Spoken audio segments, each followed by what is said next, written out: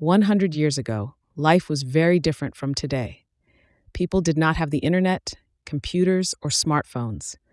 They traveled by horse, bicycle, or by walking. Cars were rare, and only a few people had them. Most families lived in small houses with 1 or 2 rooms. There were no big supermarkets, so people bought food from small local shops or grew it themselves in their gardens. Cooking was done on wood stoves, and there were no microwaves or electric ovens. Children often played outside with simple toys like balls and dolls. They went to school, but the classrooms were smaller, and they used chalkboards instead of electronic devices. Electricity was not common everywhere, especially in the countryside. Many houses used candles or oil lamps for light. Water had to be pumped from wells, and there were no washing machines or dishwashers. People worked hard, often doing manual labor. There were farmers, blacksmiths, and factory workers. Weekends were time for rest and spending time with family.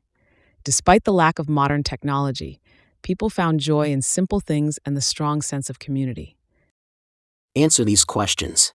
1. What forms of transportation were common 100 years ago? 2. How did people get their food? 3. What did children often do for fun? 4. How did people light their homes if they didn't have electricity?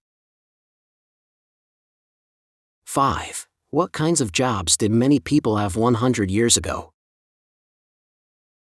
6. How many rooms did most houses have? 7. What was used in classrooms instead of electronic devices?